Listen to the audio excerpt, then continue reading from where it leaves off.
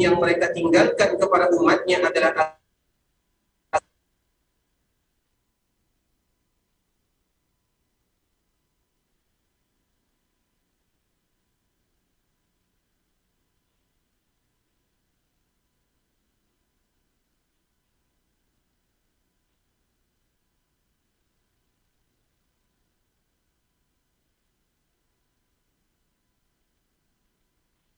Rasulullah sallallahu alaihi wasallam, Nabi kita yang mulia, Rasul yang sangat sayang dan cinta kepada kita sebagai umatnya.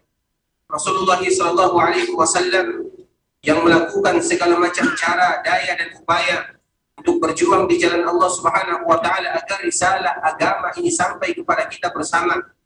Dan itulah cita-cita Rasulullah sallallahu alaihi wasallam. Karena memang Allah Subhanahu wa taala mengutus nabi kita yang mulia rahmatan lil alamin, yaitu sebagai rahmat bagi semua alam. Rasulullah sallallahu alaihi wasallam berjuang siang dan malam, berkorban dengan segala yang dia miliki agar risalah Islam sampai kepada kita. Dan alhamdulillah, semoga Allah Subhanahu wa taala senantiasa menjadikan kita sebagai umat Rasulullah sallallahu alaihi wasallam yang senantiasa bersama Nabi, yang senantiasa mempelajari agama yang dibawa oleh Nabi, yang senantiasa mempelajari sunnah-sunnah Nabi dan berusaha semaksimal mungkin untuk melaksanakan sunnah-sunnah Nabi yang mulia sallallahu alaihi wasallam. Allah Subhanahu wa taala menganjurkan kita untuk senantiasa berselawat kepada Rasulullah sallallahu alaihi wasallam. Allah Subhanahu wa taala menyebutkan innallaha wa malaikatahu yusalluna 'alan nabi. Sesungguhnya Allah berselawat kepada Nabi. Para malaikat juga berselawat kepada Nabi.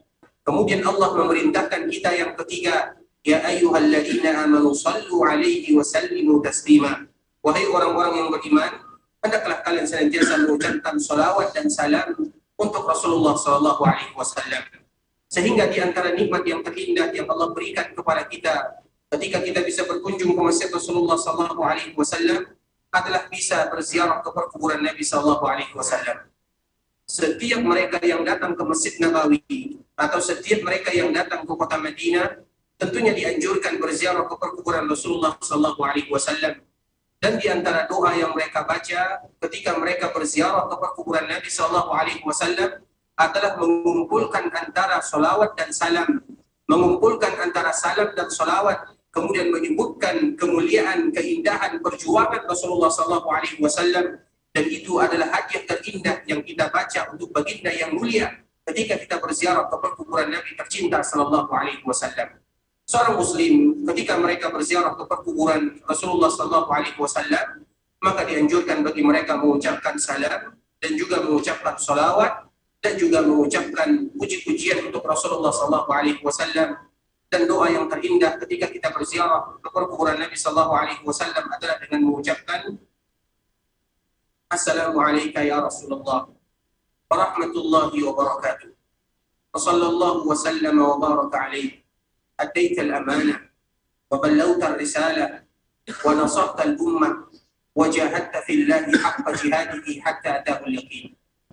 Itu merupakan di antara salah satu doa yang dianjurkan bagi setiap penziarah untuk mengucapkan doa tersebut untuk baginda yang mulia sallallahu alaihi wasallam, mengucapkan salam, kemudian salawat, kemudian menyebutkan apa yang telah dilakukan oleh Rasulullah sallallahu alaihi wasallam dalam bentuk perjuangan Nabi demi kita sebagai umatnya.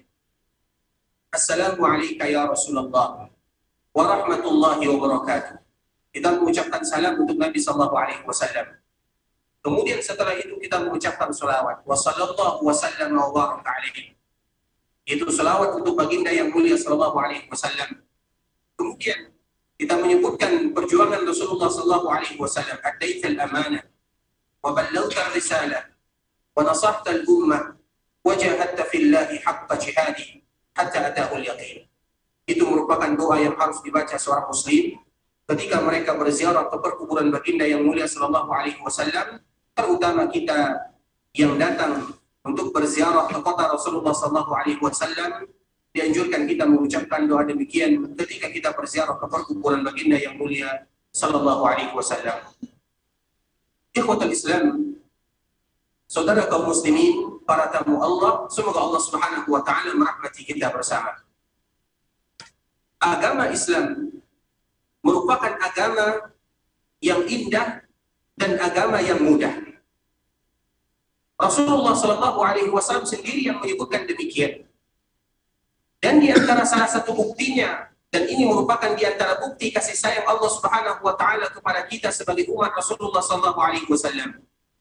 Ketika Rasulullah Shallallahu Alaihi Wasallam dipanggil oleh Allah Subhanahu Wa Taala melakukan Mi'raj, Allah Subhanahu Wa Taala bersama malaikat Jibril. Kemudian Allah Subhanahu Wa Taala mengambil perintah yang terindah, yaitu ibadah salat.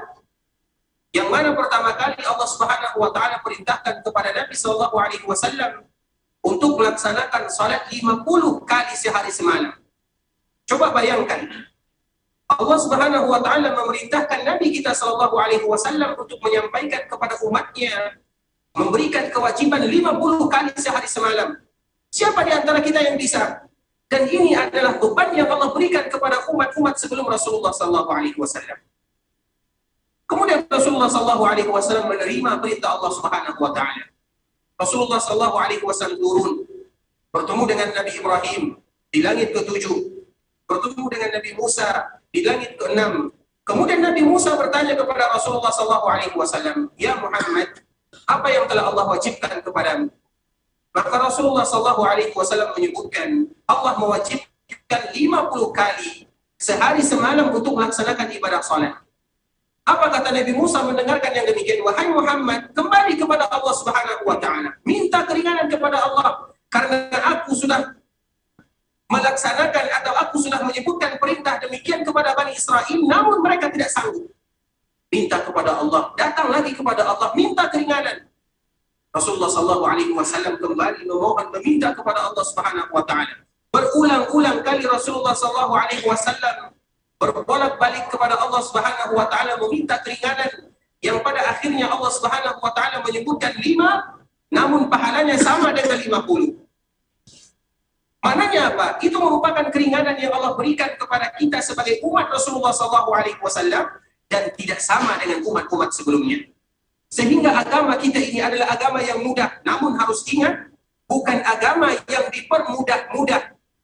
Betul agama kita ini mudah. Allah Subhanahu Wa Taala memberikan kemudahan, kelonggaran, rukhsah, keringanan kepada agama yang dibawa oleh Rasulullah Sallallahu Alaihi Wasallam yang disampaikan kepada kita. Di antara salah satu contohnya, yaitu ketika Rasulullah Sallallahu Alaihi Wasallam mengucapkan kalimat-kalimat yang senantiasa kita dengarkan, laula an asyqa ala ummati, kalau seandainya tidaklah memberatkan umatku. Banyak perkara-perkara yang dicintai oleh Nabi Sallallahu Alaihi Wasallam. Kita lihat contohnya, ketika Rasulullah Sallallahu Alaihi Wasallam senantiasa menggunakan siwak. Nabi Sallallahu Alaihi Wasallam sangat suka bersiwak. Ketika Nabi Sallallahu Alaihi Wasallam atau setiap Nabi melaksanakan ibadah salat, Nabi bersiwak. Setiap kali Nabi berwudu, Nabi bersiwak. Setiap kali Nabi Sallallahu Alaihi Wasallam masuk rumah, Nabi bersiwak.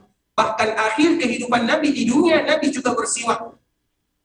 Namun apa kata Rasulullah Sallallahu Alaihi Wasallam? Kalaulah tidak memberatkan umatku, maka aku akan memerintahkan mereka untuk selalu bersiwak setiap kali salat dan setiap kali berwudu. Namun itu berat bagi kita. Kalau seandainya siwak itu wajib, banyak di antara umat Rasulullah Sallallahu Alaihi Wasallam yang meninggalkan siwak, baik karena mereka tidak mendapatkan siwak atau mereka berat melakukan siwak tersebut. Sehingga apa kata Rasulullah Sallallahu Alaihi Wasallam? Laula an asyqa ala ummati, kalaulah tidak memberatkan umatku. Maknanya apa? Rasulullah Sallallahu Alaihi Wasallam tidak mewajibkan kepada kita untuk bersiwak walaupun dianjurkan. Kenapa? Karena nanti kalau seandainya diwajibkan berat bagi kita. Kalau wajib ada di antara kita yang meninggalkan, berdosa kita sebagai umat Rasulullah Sallallahu Alaihi Wasallam. Contoh yang lain disebutkan oleh Rasulullah Sallallahu Alaihi Wasallam, terutama tentang perkara sholat isya. Kita mengetahui sholat isya atau yang disebut dengan sholat atama, semakin kita mengundurkan waktunya, semakin malam waktunya semakin bagus. Semakin diundur waktunya semakin bagus untuk melaksanakan sholat isya. Bahkan Nabi Sallallahu Alaihi Wasallam pernah mengundur sholat isya sampai di pertengahan malam, sehingga para sahabat menunggu Nabi Sallallahu Alaihi Wasallam dalam keadaan sudah terngantuk-ngantuk. Kemudian ketika Nabi keluar, melihat para sahabatnya ada yang sudah mulai tertidur sambil duduk, ada di antara sahabatnya sudah kelelahan. Apa kata Rasulullah Sallallahu Alaihi Wasallam? kalaulah tidak memberatkan umatku, maka ini adalah waktu yang paling bagus untuk melaksanakan sholat isya. Maknanya semakin diundur, semakin bagus. Namun itu berat bagi kita sebagai umat Rasulullah SAW. Berat mengundur sholat isya. Kalau seandainya sholat isya saja diundur sampai jam 10 malam, maka banyak di antara umat Nabi yang tidak melaksanakan sholat berjamaah sholat isya. Kenapa? Berat bagi kita. Sehingga tidak jadi wajib. Sholat isya yang tadi dicintai Nabi SAW melakukannya di akhir malam tidak jadi diwajibkan. Kenapa? Karena itu berat bagi kita sebagai umat Rasulullah SAW. Apa makna dari contoh yang telah kita sebutkan? Bahwa agama kita ini adalah agama yang mudah. Allah Subhanahu wa taala memberikan keringanan yang sangat banyak kepada kita sebagai umat Rasulullah SAW. Sehingga disinilah di antara kemuliaan yang diberikan oleh Allah kepada kita sebagai umat Rasulullah SAW adalah sebuah ayat, wa kadzalika ja'alnakum ummatan wasata. Begitulah kami jadikan kalian wahai umat Muhammad sallallahu alaihi wasallam, yaitu umat yang ada di pertengahan, tidak terlalu memberatkan atau tidak terlalu berat bagi mereka, sebagaimana juga tidak terlalu ringan. Ketika mereka beribadah kepada Allah, beribadah dengan sesuatu yang tidak memberatkan diri mereka, sebagaimana mereka juga tidak bermalas-malasan di dalam beribadah tersebut. Wasata. Wasata itu artinya ada di pertengahan, yang paling bagus. Di antara salah satu contohnya, ketika ada 3 orang yang datang kepada Rasulullah SAW. Ketika mereka datang kepada Rasulullah SAW, namun mereka tidak berjumpa dengan Nabi. Akhirnya mereka berjumpa dengan istri-istri Rasulullah SAW. Kemudian 3 orang ini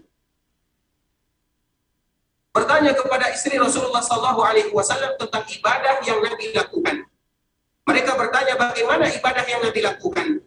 Kemudian ketika para istri Nabi menjawab bagaimana ibadah Rasulullah SAW, ka'annahum taqalluha, seolah-olah mereka yang datang ini menganggap bahwa ibadah yang Nabi lakukan itu sedikit sekali. Jadi mereka menganggap bahwa ibadah yang Nabi lakukan adalah ibadah yang tidak memberatkan atau ibadah yang sedikit dibandingkan dengan ibadah yang mereka lakukan. Kemudian akhirnya mereka pergi. Dan Nabi SAW datang, disebutkan oleh istrinya bahwa ada 3 orang yang mencarimu ya Rasulullah. Kemudian Rasulullah SAW memanggil 3 orang tersebut. Dan Rasulullah SAW bertanya, apa yang kalian lakukan? Kenapa kalian mengatakan yang demikian? Apa kata 3 orang tersebut? Adapun yang pertama, dia mengatakan, saya berpuasa sepanjang tahun dan saya tidak berbuka. Yang satunya mengatakan, saya senantiasa melaksanakan sholat malam, qiyamul lail, dan saya tidak tidur. Yang lain mengatakan bahwa saya tidak menikah agar saya bisa fokus untuk beribadah kepada Allah Subhanahu wa taala. Mendengar perkataan demikian, apa kata Rasulullah SAW? Ketahuilah wahai fulan, wahai fulan, wahai fulan, bahwa yang paling takut kepada Allah adalah aku. Bahwa yang paling bertakwa kepada Allah adalah aku, kata Rasulullah SAW. Namun aku tidak beribadah sebagaimana yang kalian lakukan. Aku berpuasa, namun aku juga berbuka. Aku sholat malam, namun aku juga tidur. Dan aku menikah sebagaimana manusia yang lainnya. Aku menikah, kata Rasulullah SAW. Kemudian apa kata Rasulullah SAW? Man raghiba an sunnati falaysa minni. Barang siapa yang tidak suka kepada sunnahku, maka tidak termasuk ke dalam golonganku. Maknanya apa? Rasulullah SAW mengajarkan kepada kita supaya kita tidak gulu, tidak taklif, tidak berlebih-lebihan, sebagaimana juga tidak bermalas-malasan di dalam pertengahan. Wa kadzalika ja'alnakum ummatan wasata. Begitulah Allah menjadikan kalian umat yang ada di pertengahan, tidak terlalu berlebih-lebihan, sebagaimana mereka juga tidak terlalu bermalas-malasan. Dan itu merupakan di antara kemudahan, kemuliaan yang Allah Subhanahu wa taala berikan kepada umat Rasulullah SAW, karena dengan berlebih-lebihan itulah banyak umat-umat sebelum umat Rasulullah SAW mereka terjatuh ke dalam hal-hal yang tidak diridai oleh Allah Subhanahu wa taala, dan itulah yang akan kita bahas, yaitu bagaimana sikap berlebih-lebihan di dalam agama, sebuah sikap yang dilarang oleh Rasulullah SAW, dan sebelumnya Allah Subhanahu wa taala melarang yang demikian. Apa kata Allah Subhanahu wa ta'ala? Ya ahlal kitab, la taghlu fi dinikum. Wahai ahlul kitab, janganlah kalian berlebihan terhadap atau di dalam agama kalian.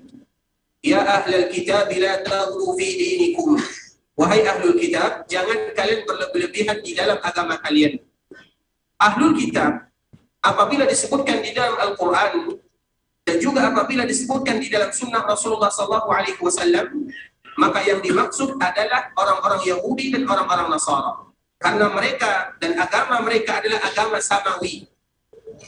Ahlul kitab apabila disebutkan di dalam Al-Quran atau juga disebutkan di dalam hadis Nabi SAW, maka maknanya adalah orang Yahudi dan orang Nasara.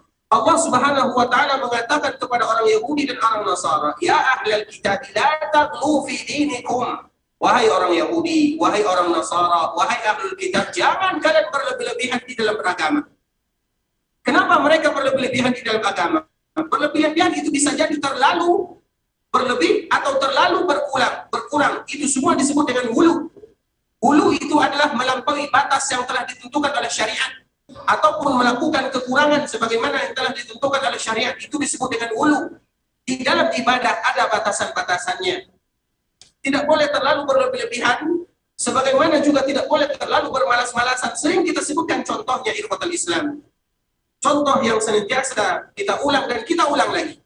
Di zaman Imam Malik rahimahullahu ta'ala, ketika ada salah seorang yang ingin melaksanakan ibadah umrah dan ibadah haji, maka dia ingin melaksanakan ihram, miqat, mulai dari perkuburan atau mulai dari masjid Rasulullah SAW.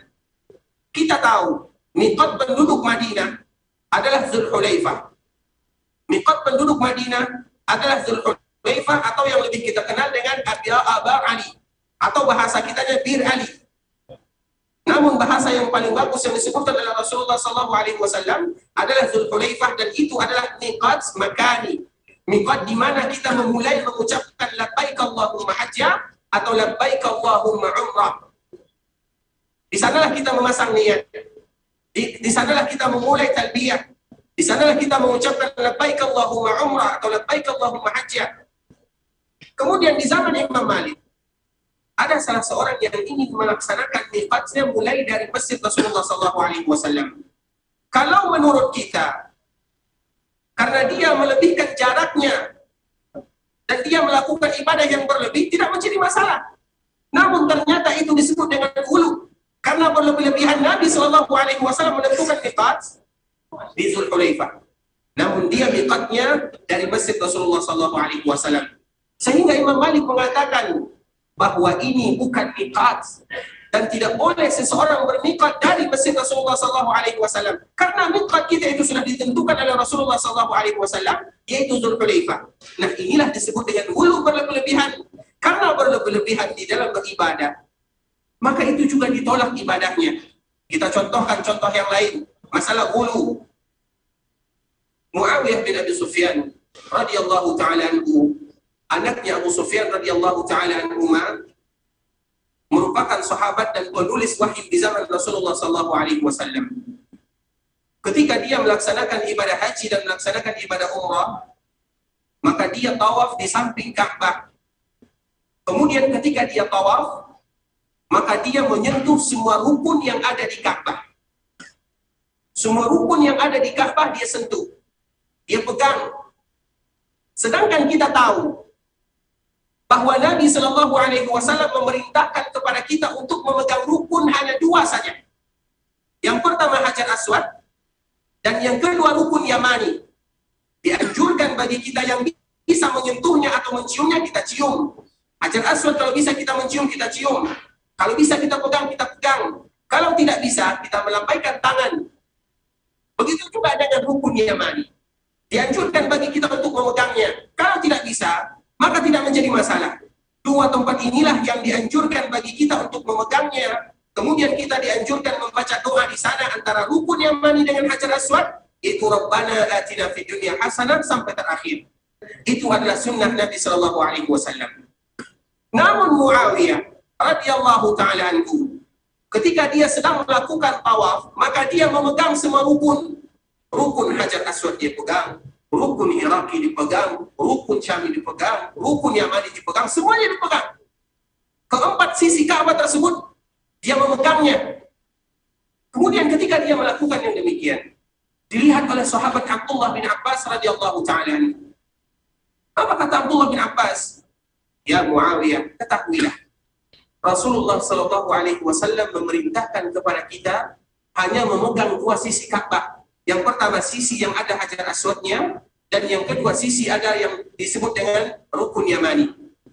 Maka dijawab oleh Muawiyah, wahai Abdullah bin Abbas, tidak ada satupun yang di rumah Allah Subhanahu wa taala ini atau yang ada di Ka'bah yang ditinggalkan.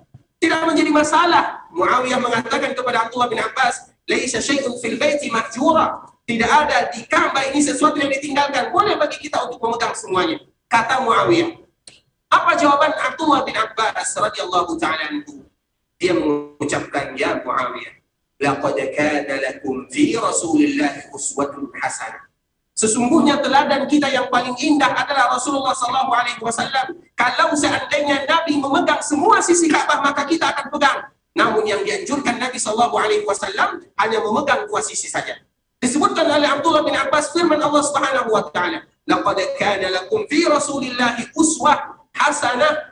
Teladan, uswah dan qudwah kita semua di dalam beribadah adalah Rasulullah sallallahu alaihi wasallam. Semua bentuk ibadah sudah ditentukan oleh Rasulullah sallallahu alaihi wasallam. Ini batasannya, ini jumlahnya, ini caranya. Tidak boleh kita berlebih-lebihan di luar daripada apa yang Nabi lakukan.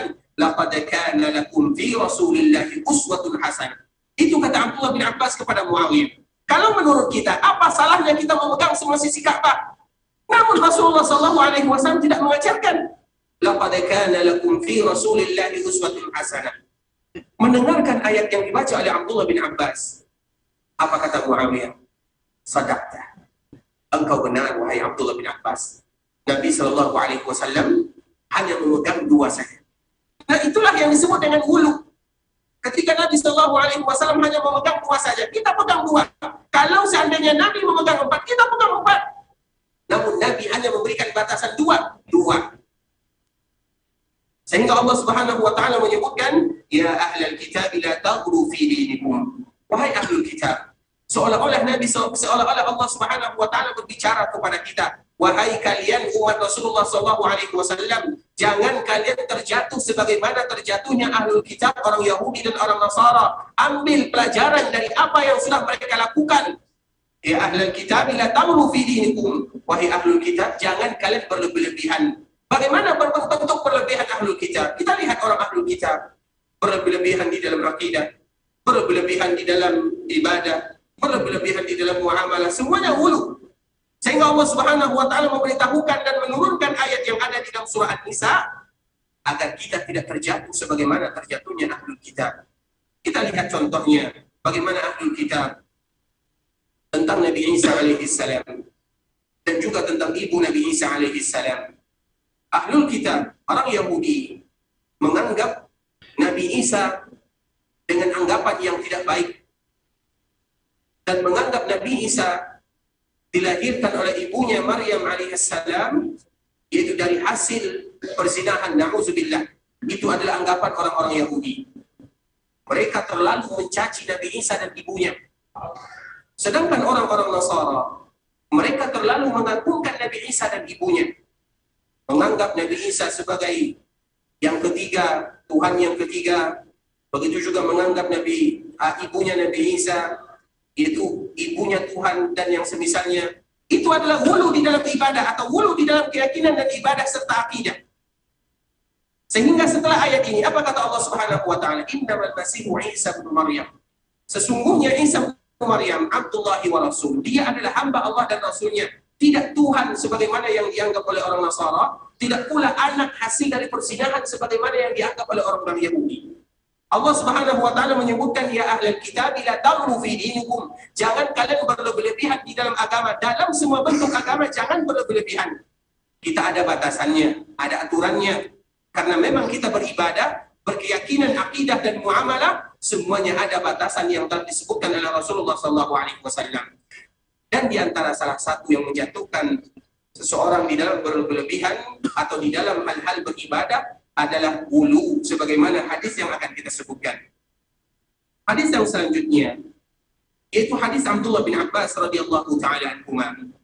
fi qawlihi ta'ala wa qalu la tazarunna alihatakum wa la tazarunna waddan wa la suwa'an wa la ya'usa wa ya'uqa wa nasra. Abdullah bin Abbas ketika dia menafsirkan firman Allah Subhanahu wa taala yang ada di dalam surat Nuh, ini berkaitan tentang bagaimana hulu menghancurkan umat-umat sebelum umat Rasulullah SAW. Bagaimana mereka berlebihan, baik terlalu memuji ataupun terlalu mencaci. Abdullah bin Abbas ketika menafsirkan dan menceritakan tentang pertama kali terjadi kesyirikan yang ada di dunia, kita tahu syaitan itu adalah musuh manusia yang paling nyata. Dengan berbagai macam cara dia berusaha untuk menggoda anak Adam. Bahkan dia bersumpah kepada Allah Subhanahu wa taala, la atiyannahum min baini aydihim wa min khalfihim wa an aymanihim wa an syama'ilihim wa la tajidu aktsarahum syakirin. Syaitan mengatakan kepada Allah Subhanahu wa taala, la atiyannahum, ya Allah sesungguhnya aku akan datang menggoda, mengganggu anak Adam dari depan, dari belakang, dari kanan, dari kiri, wala tajidu aktsarahum syakirin, dan engkau tidak akan mendapati mereka banyak yang bersyukur atau beribadah kepadamu. Dan cara syaitan menggoda anak Adam mulai dari tingkat yang paling tinggi, yaitu menggoda mereka melalui kesyirikan. Kalau dia gagal, maka dia turun ke tangga yang berikutnya, yaitu melalui kebid'ahan. Kalau dia juga gagal, maka dia menggoda anak Adam melalui kemaksiatan dan kemungkaran.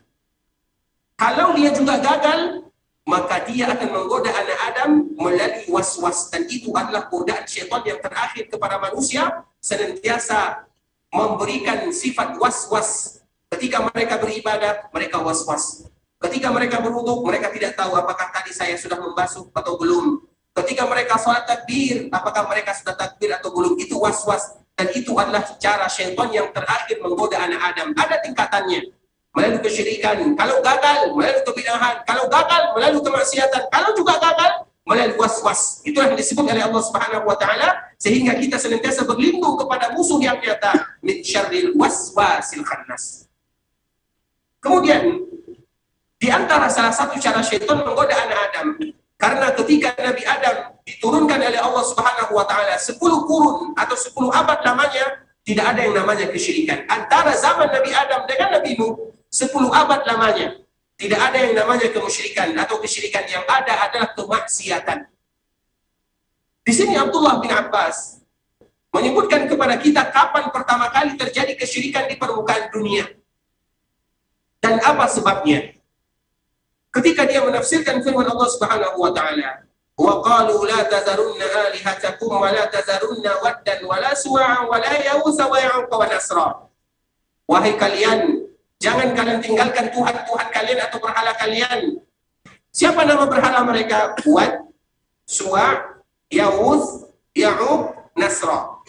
5 ini adalah nama berhala yang disembah pertama kali di dunia. Setelah 10 abad lamanya mereka beribadah kepada Allah Subhanahu wa taala. Apa kata Abdullah bin Abbas? Hadhihi asma'u rijalin salihin min qaumi Nuh. 5 orang ini adalah orang-orang saleh yang senantiasa beribadah kepada Allah Subhanahu wa taala. Falamma halaku awha asy-syaitanu ila qaumihim an yunsibu ila majalisihim allati kanu yajlisuna fiha ansaba. Ketika 5 orang ini meninggal, maka di saat itulah syaitan mulai menggoda anak Adam, memasukkan racun-racun kesyirikan, dan itulah kesyirikan pertama kali terjadi di permukaan dunia. Apa yang dilakukan oleh syaitan? 5 orang ini sebagaimana yang disebutkan oleh Abdullah bin Abbas, Wad, Suwa', Ya'uz, Ya'uq, Nasra adalah orang-orang saleh. Dan mereka lahir sebelum Nabi Nuh alaihissalam, dan mereka adalah anak cucu keturunan Nabi Adam alaihissalam. Mereka adalah orang yang rajin beribadah. Mereka adalah orang-orang yang saleh.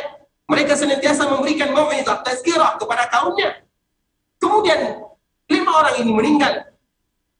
Ketika mereka meninggal, maka di sanalah syaitan mulai membisikkan kepada kaumnya untuk menjadikan perkuburan mereka ansaba, yaitu duduk-duduk dulu di sekitar perkuburan mereka. Kenapa syaitan mengatakan demikian? Karena kalau kita mengingat bagaimana mereka beribadah, maka kita pun akan termotivasi untuk beribadah, kata syaitan kepada kaumnya, atau kepada kaum daripada orang-orang atau 5 orang tersebut. Kemudian setelah mereka melakukan demikian, setelah syaitan membisikkan kepada mereka, maka generasi ini meninggal. Datang lagi generasi yang berikutnya. Datang lagi syaitan kepada generasi. Coba bayangkan betapa besar atau betapa lama syaitan itu bersabar untuk menunggu dari satu generasi ke generasi yang berikutnya. Kemudian ketika generasi ini sudah meninggal, datang lagi generasi yang berikutnya. Mereka tidak tahu orang yang 5 yang tadi adalah orang-orang yang saleh. Mereka hanya tahu bagaimana ayah mereka senantiasa mengkhususkan ada tempat duduk khusus di perkuburan tersebut. Kemudian datang generasi yang berikutnya. Apa kata syaitan? Tidaklah ayah kalian duduk di sekitar orang-orang ini kecuali orang-orang ini memiliki karomah. Maka buatlah gambar mereka. Akhirnya itu adalah pertama kali gambar yang ada, yaitu Wad, Suwa, Yawuz, Ya'uq, Nasrah. Kemudian generasi ini meninggal, datang lagi generasi yang berikutnya. Maka syaitan pun kembali memberikan bisikan kepada mereka. Tidaklah orang tua kalian membuat gambar kecuali mereka memiliki sesuatu yang menakjubkan di sisi Allah Subhanahu wa taala. Maka di saat itulah generasi ketiga, maka dibuatlah patung, dan ini adalah patung yang pertama kali ada di dunia. Sudah 3 generasi. Kemudian datang lagi generasi keempat. Apa kata syaitan kepada generasi yang keempat? Tidaklah orang tua kalian membuat patung ini kecuali patung ini bisa menurunkan hujan, memberikan rezeki, menyembuhkan penyakit, mengabulkan permintaan. Apa kata Abdullah bin Abbas? Hatta idza halaka ulaika wa nusiya al-ilmu ubidat. Ini sudah generasi yang keempat. Ketika ilmu atau ketika generasi dari satu generasi ke generasi yang berikutnya sudah meninggal, datang generasi yang keempat, wa nusiya al-ilmu, dan ilmu tidak disebarkan lagi, atau mereka sudah lupa kepada ilmu, mereka sudah lupa beribadah kepada Allah Subhanahu wa taala. Ubidat. Akhirnya 5 orang ini itulah pertama kali disembah, dan saat itulah Allah Subhanahu wa taala mengutus Nabi Nuh alaihi salam, sehingga rasul yang pertama ke permukaan dunia adalah Nabi Nuh alaihi salam, karena kesyirikan yang pertama kali terjadi di dunia adalah di zaman Nabi Nuh alaihi salam, dari generasi keempat dari generasi yang tadi telah kita sebutkan. Dan tidak sampai di situ saja ikhwatul Islam. Karena kita tahu syaitan itu umurnya panjang. Iblis, syaitan, jin tidak sama dengan kita. Kita tidak bisa melihat mereka, mereka bisa melihat kita. Kita tidak bisa memantau mereka, mereka bisa memantau kita. Jadi tidak ada yang namanya istilah bisa melihat jin, iblis, syaitan, tidak ada. Karena Allah Subhanahu wa taala yang menyebutkan demikian di dalam surah Al-A'raf ayat 30, Allah Subhanahu wa taala menyebutkan kalian tidak bisa melihat mereka, namun mereka bisa melihat kalian. Maknanya apa? Lebih mudah bagi mereka untuk mengganggu kita, dan mereka lebih ahli, lebih tahu caranya bagaimana menyesatkan anak Adam. Sehingga kita tidak boleh menganggap remeh yang namanya syaitan, jin, iblis, dan yang semisalnya. Mereka adalah musuh kita, jangan pernah berteman dengannya. Sehingga Ibnu Katsir di dalam tafsirnya menyebutkan tentang firman Allah Subhanahu wa taala yang ada di dalam surat jin. Sering kita sebutkan surat jin, ada surat khusus yang berkaitan dengan mereka. Wa annahu kana rijalun minal insi ya'uduna bi rijalin minal jinni fazaduhum rahaqa. Ada sebahagian kelompok manusia, mereka berteman, minta tolong, minta perlindungan kepada bangsa jin, syaitan, dan yang semisalnya. Apa yang terjadi? Allah yang menyebutkan fazaduhum rahaqa. Maka mereka akan semakin jauh kepada Allah Subhanahu wa taala. Karena kita tidak melihat mereka, mereka melihat kita. Mereka tahu bagaimana cara menyesatkan anak-anak. Dan tidak sampai di situ saja. Ketika Allah Subhanahu wa taala mengutus Nabi Nuh alaihi salam, sehingga kita tahu bagaimana perjuangan dan dakwah Nabi Nuh. Dakwah Nabi Nuh untuk mengembalikan beribadah kepada Allah tidak diterima. Bahkan disebutkan oleh Abdullah bin Abbas, Nabi Nuh berdakwah kepada Allah Subhanahu wa taala selama 950 tahun. Yang mengikuti Nabi Nuh alaihi salam hanya sekitar 80 orang saja selama 950 tahun. 80 orang saja yang mengikuti. Di dalam riwayat yang lain atau di dalam penafsiran yang lain disebutkan oleh para ulama, yang ikut bersama Nabi Nuh alaihi salam tidak lebih daripada 30 orang saja. 950 tahun dia berdakwah untuk mengembalikan manusia beribadah kepada Allah Subhanahu wa taala. Begitu dahsyatnya syaitan menggoda manusia. Sehingga kita tidak boleh, kenapa kita harus belajar tauhid, akidah? Karena Nabi Ibrahim sendiri menyebutkan ketika Nabi Ibrahim mengantarkan anaknya Ismail ke Makkah Al-Mukarramah, bersama istrinya Hajar alaihissalam. Rabbi ij'al hadzal balada amina. Ya Allah, jadikan tempat ini adalah tempat yang aman, yaitu kota Mekah, ketika dia mengantarkan anak-anaknya atau mengantarkan Nabi Ismail dan mengantarkan istrinya. Kemudian apa kata Nabi Ibrahim alaihissalam? Ini ucapan Nabi Ibrahim yang dia dijamin masuk surga. Dia adalah kakeknya seluruh para nabi dan para rasul. Namun apa doanya, permintaannya kepada Allah Subhanahu wa taala? Wa junubni wa baniya an na'budal asnam. Ya Allah, jaga kami, jaga diriku, jaga keturunanku agar kami tidak dilencengkan oleh syaitan untuk beribadah kepada selain dirimu. Itu Nabi Ibrahim yang berdoa kepada Allah Subhanahu wa taala. Sehingga Allah menyebutkan di dalam surat Ibrahim, kalau seandainya kita ingin lebih menambah wawasan, bisa nanti kita melihat di dalam surah Nabi Ibrahim bagaimana Allah Subhanahu wa taala bercerita kepada kita tentang Nabi Ibrahim dan bagaimana doa Nabi Ibrahim kepada Allah Subhanahu wa taala ketika dia berada di kota Mekah. Wajnubni wa baniya an na'budal asnam. Ya Allah, jauhkan diriku, jauhkan keturunanku agar kami tidak menyembah berhala. Padahal dia adalah kakeknya seluruh para nabi dan para rasul. Semua para nabi, semua para rasul, yaitu berasal dari keturunan Nabi Ibrahim alaihissalam. Sehingga Nabi Ibrahim disebutkan oleh Imam Ibnu Qayyim rahimahullah, dia adalah ayah kita yang ketiga. Setelah Nabi Nuh, ayah kita yang kedua. Setelah Nabi Adam, ayah kita yang pertama. Kenapa? Seluruh para nabi, seluruh para rasul berasal dari Nabi Ibrahim alaihissalam. Namun apa doanya? Doanya wajnubni wa baniya. Ya Allah, jauhkan diriku, jauhkan keturunanku agar kami tidak menyembah selain dirimu. Kemudian ikhwatul Islam, tentang kita kembalikan lagi kepada nama 5 orang ketika Allah Subhanahu wa taala mengutus Nabi Nuh alaihi salam, tidak sampai di situ saja. Patung yang tadi telah disebutkan, yaitu patung yang pertama kali ada di permukaan dunia, yaitu patung yang dinamakan Wad, Suwa, Ya'uth, Ya'uq, Nasra. Patung itu juga lah yang akhirnya sampai ke kota Mekah setelah puluhan ribu tahun namanya. Kita tahu berapa jarak antara Nabi Nuh dengan Nabi Muhammad SAW. Namun patung itu juga lah syaitan. Coba bayangkan berapa panjang umur syaitan untuk ingin kembali menyesatkan anak Adam. Sehingga ketika Allah Subhanahu wa taala mengutus Rasulullah SAW, zaman sebelum Nabi disebut dengan zaman jahiliyah. Sebelum Allah Subhanahu wa taala mengutus Rasulullah SAW, dan sebelum Rasul menjadi Nabi dan menjadi Rasul disebut dengan zaman jahiliyah. Kenapa? Syaitan yang menggoda mereka. Apa yang mereka sembah? Yang 5 ini yang tadi kita sebutkan. Kenapa mereka bisa menyembah yang 5 ini? Syaitan jaga. Patung ini dijaga oleh syaitan. Syaitan yang menjaganya. Kemudian pada akhirnya ada salah seorang yang bernama Amr bin Luhai yang pertama kali merubah agama Nabi Ibrahim di tanah Hijaz atau di dalam Mekah, di dalam kalangan bangsa Arab, bernama Amr bin Luhai. Ketika dia pergi ke Jeddah, kita tahu Jeddah dekat dengan lautan, maka dia menemukan patung ini. Patung mana yang dia temukan? Patung yang 5 tadi telah kita sebutkan yang diibadati di zaman Nabi Nuh alaihi salam. Dan ini merupakan sebagaimana yang disebutkan oleh Abdullah bin Abbas, hatta idza halaka ulaika wa nusiyal ilmu ubidat. Di antara salah satu yang menyebabkan kenapa diibadati dan banyak orang yang beribadah kepada selain Allah Subhanahu wa taala adalah kurangnya, minimnya ilmu agama. Ketika ilmu sudah dilupakan, ubidat, maka yang patung-patung ini kembali disembah dan diibadati selain Allah Subhanahu wa taala. Dan kita juga mengetahui ikhwatul Islam bahwa ibadah itu tidak hanya beribadah kepada selain Allah Subhanahu wa taala, namun ibadah itu semuanya mencakup ke dalam semua aspek yang berbentuk ibadah, karena semua kegiatan kita bisa dijadikan ibadah.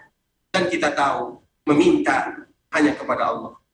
Minta keringan, minta keturunan, minta kesehatan, minta apapun kepada Allah Subhanahu wa taala. Tidak boleh kepada selain Allah Subhanahu wa taala. Isti'anah, istighasah, semuanya kepada Allah Subhanahu wa taala. Dan itu adalah bagian daripada ibadah. Bagian daripada ibadah. Dan kita tidak boleh menganggap remeh masalah-masalah seperti ini, karena kita tidak tahu nanti bagaimana keturunan kita, bagaimana keturunan kita yang lainnya, bagaimana keturunan kita yang berikutnya, kita tidak tahu. Alhamdulillah Allah Subhanahu wa taala berikan kepada kita taufik. Kita masih mengenal Allah Azza wa Jalla, kita masih mempelajari sunnah Nabi sallallahu alaihi wasallam. Namun siapa di antara kita yang bisa memberikan jaminan kalau nanti keturunannya, keturunan di bawahnya mereka sama dengan kita. Sehingga itulah doa yang tadi disebutkan oleh Nabi Ibrahim, wa junubni wa baniya an na'budal asnam. Kemudian ikhwatul Islam, hadis yang berikutnya masih berkaitan dengan masalah wulu. yaitu dari Abdullah atau dari Umar bin Khattab, anna Rasulullah sallallahu alaihi wasallam qala la tatruni kama atratin nasara bani Maryam innama ana 'abdun faqulu Abdullah wa rasul. Rasulullah sallallahu alaihi wasallam menyebutkan, wahai kalian umatku, pesan Rasulullah sallallahu alaihi wasallam kepada kita bersama, la tatruni, jangan kalian berlebihan di dalam atau terhadap diriku, kama atratin nasara bani Maryam, sebagaimana orang-orang Nasara mereka berlebihan kepada Nabi Isa alaihi salam. Kita wajib cinta kepada Nabi, kita wajib menolong Nabi, kita wajib mengagungkan Nabi, namun ada porsinya. Innama ana abdun, Rasulullah sallallahu alaihi wasallam menyebutkan, sesungguhnya aku adalah hamba Allah Subhanahu wa taala. Faqulu, katakan, dan ini Rasulullah sallallahu alaihi wasallam memerintahkan kepada kita kunjung untuk melaksanakan ibadah haji ataupun melaksanakan ibadah umrah. Kita ingat bahwa yang memberikan kepada kita itu semua adalah Allah Subhanahu wa taala. Kita datang ke perkuburan Nabi sambil mengucapkan doa, bukan meminta. Tidak boleh meminta kepada Rasulullah, ya Rasulullah madad, madad, madad, ya Rasulullah madad, ya Rasulullah. Madad, madad, kalimat tersebut hanya diminta kepada Allah Subhanahu wa taala, karena Nabi yang menyebutkan faqulu Abdullahi wa rasuluh. Faqulu Abdullahi wa rasuluh, katakan bahwa diriku adalah hamba Allah dan Rasulnya, tidak lebih daripada itu. Ketika kita memuji Rasulullah, puji dengan pujian yang indah, namun tidak boleh lewat batas. Ya Rasulullah, engkau yang memberikan kesembuhan. Ya Rasulullah, engkau yang melepaskan kegelisahan. Tidak boleh demikian. Yang memberikan kesembuhan, yang menghilangkan kegundahan dan kegelisahan, yang menyelesaikan urusan permasalahan itu Allah Azza wa Jalla. Kita tahu kedudukan Nabi Sallallahu Alaihi Wasallam. Kita mengetahui manusia yang paling mulia yang ada di dunia adalah Rasulullah Sallallahu Alaihi Wasallam. Bahkan ketika Nabi Mi'raj, ketika dia bersama malaikat Jibril, dan Nabi ingin bertemu dengan Allah Subhanahu wa taala, Jibril mengatakan, ya Muhammad, aku tidak bisa mengantarmu kecuali sampai di sini saja. Maknanya apa? Kedudukan Nabi sallallahu alaihi wasallam tidak bisa diambil oleh malaikat Jibril, saking tingginya Rasulullah sallallahu alaihi wasallam dan kedudukannya di sisi Allah Subhanahu wa taala. Kita tahu itu semua. Namun kita juga tidak boleh berlebihan. Tidak boleh berlebihan terhadap Nabi sallallahu alaihi wasallam, sehingga Nabi menyebutkan, la tatruni kama atratin nasara bani Maryam. Jangan kalian berlebihan terhadap diriku. Sering kita menyebutkan kalimat madad. Madad, tahu arti kita madad? Madad itu artinya, ya Rasulullah, berikan di pertolongan. Yang memberi pertolongan kepada kita Allah Azza wa Jalla. Nabi yang memerintahkan kita melakukan yang demikian. Apa kata Rasulullah sallallahu alaihi wasallam? Di dalam hadis yang diriwayatkan oleh sahabat Abdullah bin Abbas radhiyallahu ta'ala anhu, idza sa'alta fas'alillah wa idza ista'anta fasta'in billah. Kalau kalian ingin meminta, minta hanya kepada Allah. Kalau ingin kalian minta pertolongan, minta kepada Allah. Kata Nabi kita yang mulia sallallahu alaihi wasallam. Minta apa saja, minta kesembuhan, minta dimudahkan urusan, minta kembali lagi untuk melaksanakan ibadah, datang lagi ke Masjid Nabawi, datang lagi ke Masjidil Haram yang ada di Mekah, bukan kepada Rasulullah sallallahu alaihi wasallam dan juga bukan di perkuburan Nabi sallallahu alaihi wasallam, namun itu semua diserahkan kepada Allah Subhanahu wa taala. Innama ana 'abdun faqulu 'abdullahi wa rasul. Kata Rasul kita sallallahu alaihi wasallam. Kemudian di dalam riwayat yang lain juga dari Abdullah atau juga dari Umar bin Khattab radhiyallahu ta'ala, qala Rasulullah sallallahu alaihi wasallam, iyyakum wal ghulu fa innama ahlaka man kana qablakum al ghulu. Hadis ini adalah hadis dari Abdullah bin Abbas yang dikeluarkan oleh Imam An-Nasa'i dan juga Imam Ibnu Majah dengan sanad yang sahih. Hadis ini apa sababul wurudnya? Kenapa hadis ini muncul? Yaitu ketika Rasulullah sallallahu alaihi wasallam melempar jumrah Aqabah. Kita tahu di musim haji, dan semoga Allah Subhanahu wa taala memberikan kemudahan agar kita bisa dipanggil oleh Allah Subhanahu wa taala melaksanakan ibadah haji. Ketika Rasulullah sallallahu alaihi wasallam melaksanakan ibadah haji, maka Rasulullah sallallahu alaihi wasallam meminta kepada Abdullah bin Abbas untuk diambilkan kerikil yang kita kenal dengan melempar jamarat. Jamarat itu ada 3. Dan tentunya melempar jamarat itu dimulai pada tanggal 10, kemudian 11, kemudian 12. Kalau ada yang 13, dilanjutkan pada tanggal 13 tersebut. Kemudian diambil oleh Abdullah bin Abbas. Dan kita tahu kerikil yang dijadikan untuk melontar, karena memang ada keyakinan sebagian kaum muslimin, mereka seolah-olah betul-betul melempar syaitan. Jadi mereka melemparnya menggunakan batu besar, ada kadang-kadang, dan bahkan kami sendiri yang memperhatikan, ada sebagian jemaah haji mengambil sandalnya, karena mereka meyakini jamarat itu adalah syaitan dilempar seperti melemparkan syaitan. Tidak demikian. Sehingga Rasulullah SAW mengajarkan kepada kita. Rasulullah SAW memerintahkan kepada sahabatnya untuk mengambil kerikil, dan kerikil yang disuruh oleh Rasulullah SAW adalah kerikil yang bisa diletakkan di tangan kita. Ibaratnya adalah kerikil yang tidak terlalu besar, yang bisa dijadikan untuk qazaf. Qazaf itu kita tahu dulu ada permainan, namanya permainan anak kecil. Apa nama permainannya? Kelereng, ya, kelereng. Itu batu yang dijadikan sebesar itulah batu yang dijadikan untuk melempar jamarat yang bisa dijadikan qazaf, kata Rasulullah SAW. Kemudian diambil oleh Abdullah bin Abbas. Kemudian diambil batu yang besar tersebut. Kemudian apa kata Rasulullah SAW? Di dalam perkara seperti ini, di dalam perkara ibadah, iyyakum wal ghulu. Hati-hati kalian, jangan berlebihan. Jangan ambil batu yang sebesar ini. Atau jangan ambil juga batu yang terlalu kecil. Seperti yang bisa dikazaf, yang bisa dijadikan untuk qazaf atau untuk melempar tersebut, sebagaimana yang dilakukan oleh Rasulullah SAW. Nah, hadis ini itulah sebabnya karena Nabi melaksanakan haji satu kali saja, sehingga haji tersebut disebut dengan Hajjatul Wada atau Hajjatul Wada, dilakukan oleh Rasulullah SAW pada tahun ke-10 Hijriah, dan itu adalah haji terakhir, haji pertama dan haji terakhir Rasulullah SAW, sehingga disebut dengan Haji Wada. Kemudian ketika Nabi melempar jamarat dan memerintahkan sahabatnya untuk mengambil batu tersebut, iyyakum wal wulu, kata Rasulullah SAW. Jangan kalian berlebihan. Berlebih-lebihan, wulu bisa jadi berlebih atau terlalu kurang. Tidak boleh besar, sebagaimana juga tidak boleh terlalu kecil. Kemudian apa kata Rasulullah SAW? Fa innama ahlaka man kana qablakum al wulu. Sesungguhnya yang menghancurkan umat-umat sebelum kita adalah karena hulu di dalam masalah agama. Sama dengan firman Allah Subhanahu wa taala yang tadi telah kita bacakan, ya ahlal kitab la taghlu fi dinikum. Dan ini bukan dalam satu tempat Allah menyebutkan.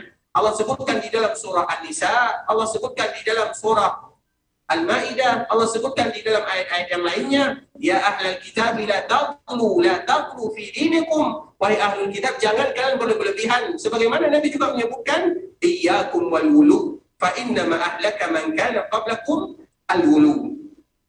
Kemudian hadis yang terakhir, ikhwatul Islam, yaitu hadis yang diriwayatkan oleh Imam Muslim dan sahabat Abdullah bin Mas'ud radhiyallahu ta'ala anhu, anna Rasulullah sallallahu alaihi wasallam qala halakal mutanatti'un qalaha thalatha. Rasulullah sallallahu alaihi wasallam menyebutkan halakal mutanatti'un, celakalah mereka yang terlalu berlebihan di dalam masalah agama. Halakal mutanatti'un, mereka yang berlebihan di dalam ibadah. Halakal mutanatti'un, mereka yang berlebihan di dalam adat. Halakal mutanatti'un, dalam segala macam bentuk agama. Maka Rasulullah SAW menyebutkan halakal mutanatti'un. Rasulullah SAW mengucapkan ayat ini atau mengucapkan hadis ini 3 kali. Rasulullah SAW mengucapkannya. Sehingga berlebihan itu, ikhwatul Islam, baik itu berlebihan dalam masalah keyakinan, berlebihan di dalam masalah ibadah, bahkan berlebihan di dalam masalah adat atau masalah adab. Kita tidak boleh berlebihan, dan agama kita sebagaimana yang telah disebutkan oleh Allah Subhanahu wa taala, dan ini merupakan pujian dari Allah Subhanahu wa taala kepada kita sebagai umat Rasulullah SAW yang kita bangga dan bahagia dengannya. Wa kadzalika ja'alnakum ummatan wasata. Itulah kami jadikan kalian sebagai umat yang ada di pertengahan. Pertengahan itu maknanya adalah mereka yang terbaik, mereka yang terindah. Allah Subhanahu wa taala memberikan pujian kepada kita sebagai umat Rasulullah SAW. Sehingga makna daripada wasat atau makna daripada supaya kita tidak ulu, yaitu bagaimana kita mengembalikan semua konsep ibadah hanya kepada Rasulullah SAW. Sehingga bagaimana supaya kita tidak terjatuh kepada ulu? Tentunya tidak ada cara lain kecuali kita berusaha semaksimal mungkin untuk belajar tentang sunnah-sunnah Rasulullah SAW. Kita tahu apa yang Nabi sunnahkan. Kita juga harus sadar apa yang Nabi wajibkan. Kita juga harus mempelajari apa yang Nabi anjurkan, supaya kita tidak terjatuh ke lembah atau ke dalam masalah hulu. Bagaimana supaya kita tahu ini berlebihan atau ini kurang? Yaitu bagaimana kita harus belajar, yaitu dengan belajar mengetahui tentang sunnah Rasulullah SAW. Dan belajar agama merupakan kewajiban, bukan pilihan. Belajar agama Allah Subhanahu wa taala adalah kewajiban, bukan pilihan yang boleh kita memilih boleh belajar atau tidak boleh belajar. Tidak demikian. Namun belajar agama Allah Subhanahu wa taala dan sunnah Rasulullah sallallahu alaihi wasallam adalah sebuah kewajiban yang harus dilakukan oleh seorang hamba. Ikhwatul Islam, saudara kaum muslimin, para tamu Allah, semoga Allah Subhanahu wa taala menjaga kita bersama. Kita cukupkan dulu pembahasan kita tentang ayat-ayat Allah Subhanahu wa taala dan juga hadis-hadis Rasulullah sallallahu alaihi wasallam yang berkaitan dengan hulu, dan kita senantiasa memberikan atau mengingatkan, memberikan nasihat kepada kita bersama. Ketika Allah Subhanahu wa taala memberikan kepada kita kesempatan untuk bisa datang ke masjid Rasulullah sallallahu alaihi wasallam, maka kita berusaha semaksimal mungkin untuk menjaga batasan-batasan atau aturan-aturan yang telah ditentukan oleh Allah Subhanahu wa taala dan juga aturan yang telah ditentukan oleh Rasulullah sallallahu alaihi wasallam. Kita tahu masjid Rasulullah sallallahu alaihi wasallam ini disebut dengan haram madani. Masjid Rasulullah sallallahu alaihi wasallam ini disebut dengan tanah haram. Kita tahu haram itu artinya tidak boleh kita bebas melakukan sebagaimana yang biasa kita lakukan di tanah halal. Itu disebut dengan halal. Itu disebut dengan haram. Seperti misalnya kita takbiratul ihram. Kenapa disebut dengan takbiratul ihram? Kata-kata ihram diambil dari kata-kata kalimat haram. Karena ketika seseorang sudah mulai mengucapkan Allahu Akbar ketika mereka ingin salat, maka tidak boleh lagi mereka melakukan sebagaimana yang biasa mereka lakukan sebelum mereka mengangkat tangan dan mengucapkan Allahu Akbar. Sehingga disebut dengan takbiratul ihram. Sebagaimana seseorang disebut dengan ihram. Kenapa mereka disebut dengan ihram? Ketika mereka sudah memakai pakaian yang berwarna putih, yang satu di bawah, yang satu di atas, maka mereka sudah berada di dalam keadaan ihram. Ketika mereka berada di dalam keadaan ihram, tidak boleh lagi bagi mereka melakukan kebiasaan sebagaimana yang mereka lakukan sebelum mereka ihram dan setelah mereka ihram, sehingga disebut dengan haram. Nah, begitu juga haram.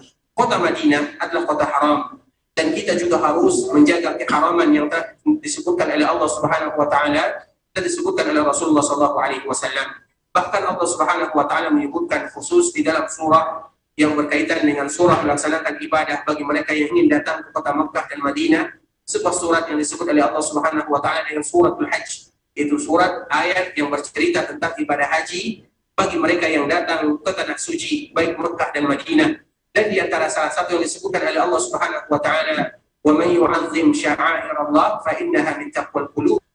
Barang siapa yang mengagungkan syiar-syiar Allah. Dan kita tahu di Masjid Rasulullah sallallahu alaihi wasallam banyak syiar Allah Subhanahu wa taala. Di kota Mekah, di kota Madinah ada tanah haram. Di sana ada syiar Allah Subhanahu wa taala yang harus kita jaga. Kita harus taat aturan karena ini adalah tanah haram, bukan tanah halal. Banyak hal-hal yang kita harus agungkan dan ini Allah yang mengharamkan. Kalau Allah yang mengharamkan, maka kita juga harus mengharamkan. Sekarang kita berada di tanah haram dan kita juga berada di bulan haram. Sekarang adalah bulan Rajab. Bulan Rajab adalah bulan haram, di mana kita juga berada di tanah haram. Allah Subhanahu wa taala menyebutkan dalam surat Taubah, fala tazlimu anfusakum. Jangan kalian melakukan kezaliman terhadap diri kalian. Jangan kalian melakukan kezaliman terhadap orang lain, sebagaimana kalian juga jangan melakukan kezaliman terhadap Allah Subhanahu wa taala. Kezaliman kepada Allah bagaimana? Kita tidak mau beribadah kepada Allah Subhanahu wa taala. Itu kezaliman kepada Allah. Kezaliman terhadap orang lain, kita mengganggu saudara kita kaum muslimin. Kezaliman terhadap diri kita pribadi, yaitu kita tidak mau mengikuti aturan yang telah disebutkan oleh Allah Subhanahu wa taala. Selama kita berada di haram dan kita berada di tanah haram, sebagaimana kita juga berada di bulan haram, maka kita melihat aturan-aturan yang telah disebutkan oleh Allah dan juga disebutkan oleh Rasulullah sallallahu alaihi wasallam, fala tazlimu fihinna anfusakum. Jangan kita melakukan kezaliman. Biasanya ikhwatul Islam, terpaksa kami menyebutkan sedikit saja dan semoga semuanya bisa memaafkan kalau seandainya terjadi kekeliruan atau kami salah di dalam mengucapkan, yaitu biasanya kami senantiasa diberikan masukan untuk memberikan masukan kepada kita semua. Ketika kita berada di haram, kita manfaatkan waktu kita semaksimal mungkin. Hindari semua yang bisa melalaikan, sebagaimana hindari sesuatu yang bisa mengganggu orang lain. Salah satunya adalah yang kita kenal dengan ahli hisab. Salah satunya kita kenal dengan ahli hisab, yaitu api yang tidak pernah padam. Nah, itu merokok. Itu kita harus hati-hati di sana. Ingat, ikhwatul Islam, kita datang ke sini untuk beribadah, bukan untuk melakukan hal-hal yang tidak diridhai oleh Allah Subhanahu wa taala. Saudara kaum muslimin, para jemaah tamu Allah, semoga Allah Subhanahu wa taala menjaga kita bersama. Sampai di sini pembahasan kita, dan kita senantiasa mengingatkan kami pribadi dan juga kita bersama untuk senantiasa menjaga ijraat al-ihtiraziyah, Itu kita menjaga al-ijra'at al-ihtiraziyah wa tadabir al-wiqaiyah, menjaga protokol kesehatan, senantiasa menjaga protokol kesehatan, dan itu semua adalah demi kemaslahatan kita bersama. Dan kita senantiasa bermohon kepada Allah Subhanahu wa taala agar Allah senantiasa memberikan kemudahan, kelancaran, Allah memberikan taufik dan hidayah kepada kita bersama. Allahumma ighfir lana dzunubana, اللهم اغفر لنا ذنوبنا ولوالدينا وارحمهما كما ربونا صغارا. اللهم انا نسالك باسمائك الحسنى وصفاتك العلى يا حي يا قيوم برحمتك نستغيث اصلح لنا شاننا كله ولا تكلنا الى انفسنا طرفه عين. اللهم انا نسالك من الخير كله عاجله واجله ما علمنا منه وما لم نعلم، ونعوذ بك من الشر كله عاجله واجله ما علمنا منه وما لم نعلم. اللهم إنا نسألك خير ما سأل به عبدك ونبيك صلى الله عليه وسلم، ونعوذ بك من شر ما عاد به عبدك ونبيك صلى الله عليه وسلم.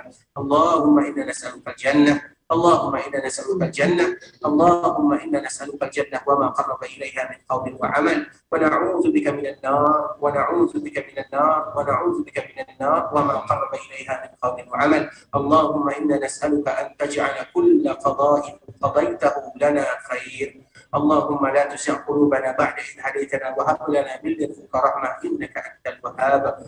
اللهم اصرف عنا عذاب جهنم إن عذابها كان غراما إنها ساءت مستقرا ومقاما.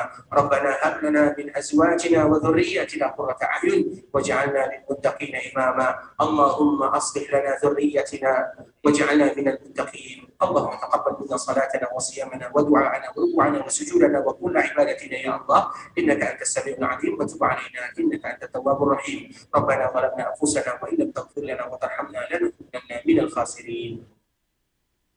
Ikhwatul Islam, mungkin sampai di sini dulu pembahasan kita. Insya Allah kita sambung besok dan kita bermohon kepada Allah Subhanahu wa taala agar Allah